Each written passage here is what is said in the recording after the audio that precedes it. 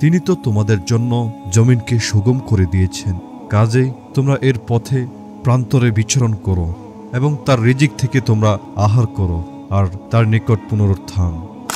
আল্লাহ তাআলা সূরা মুলকের 15 নম্বর আয়াতে বলেছেন, হুয়াল্লাযী জাআলা লাকুমুল আরদা যালুলান ফামশু ফি মানাকিবিহা ওয়া কুলু মির রিজকি ওয়া ইলাইহিন নুশুর। তিনি তো তোমাদের জন্য জমিনকে সুগম করে দিয়েছেন, কাজেই তোমরা এর পথে প্রান্তরে বিচরণ করো এবং তার রিজিক থেকে তোমরা আহার করো আর তার নিকট পুনরুত্থান।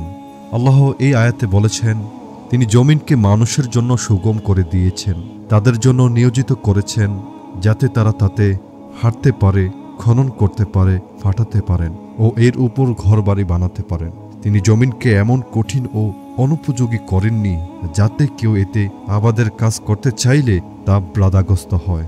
এই আয়াতের মূল উদ্দেশ্য হল আল্লাহ তাআলা জমিনকে ওটের ন্যায় অনুগত ও সুগম করে দিয়েছেন যাতে জমিনকে যেভাবে ইচ্ছা সেভাবে কাজে লাগানো যায়। মানাকিবা বা জমিনের ঘাড় বলে পথ, প্রান্তর ও সংকীর্ণ উপত্যকাকে বোঝানো অতীব সুন্দর বলে বিবেচিত হয়েছে, কারণ এর আগে সেটাকে সুগম বলা হয়েছে। সুতরাং এসব পথ, প্রান্তর ও সংকীর্ণ উপত্যকার উপরে পায়ে হেঁটে চলাচলকারী যেন এই গাড়ের উপর দিয়ে চলছে, কারণ মানুষের মানাকিব তথা গাড় হল তার সর্বোচ্চ স্থান, আর তাই মানাকিবা শব্দের ব্যাখ্যা কেউ কেউ পাহাড় করেছেন যা মানুষের ঘাড়ের ন্যায়, যার অবস্থান তার সর্বোপরে। কেউ কেউ বলেছেন এতে এই কথার প্রতিও সতর্ক ইঙ্গিত রয়েছে যে জমিনের সহস্তর স্তরে সমতলে চলা মানাকিবে পথ, প্রান্তর ও সংকীর্ণ উপত্যকায় চলার চেয়ে অধিকতর সহজ। আরেক দল বলেছেন মানাকিব হল পার্শ্ব ও কিনারা, মানুষকে পার্শ্বদিকে মানাকিব বলা হয়। আমার মতে মানাকিব দ্বারা উদ্দেশ্য হল উপরিভাগ। এই হিসেবে জীবজন্তু জমিনে উপরিভাগ চলাচল করে, এর নিম্নভাগে চলাচল করে না, কেননা ভূপৃষ্ঠের ছাদ হল উপরিভাগ আর চলাচল করে উপরিভাগে। মানাকিবে ভূপৃষ্ঠে উপরিভাগ বলে ব্যাখ্যা করা উত্তম, যেহেতু এর গুণ বর্ণনায় বলা হয়েছে এটি সুগম।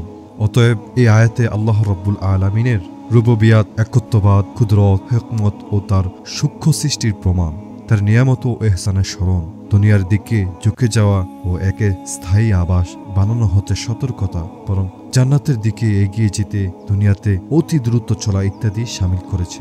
আল্লাহর জন্যই সব প্রশংসা। তিনি এই আয়াতে তার পরিচয়, তার তাওহীদ, তার নিয়ামতের স্মরণ, তারই দিকে প্রত্যাবর্তন, তার সাথে সাক্ষাতের প্রস্তুতি, তার কাছে ফিরে যাওয়া, তার ঘোষণা তিনি এই দুনিয়াকে এমনভাবে গুটিয়ে নেবেন যেন তা আগে ছিল না, এই দুনিয়ার অধিবাসীকে মৃত্যুর পর পুনর্জীবিত করবেন এবং তারই কাছে প্রত্যাবর্তন ইত্যাদি বিষয় অন্তর্ভুক্ত করেছেন।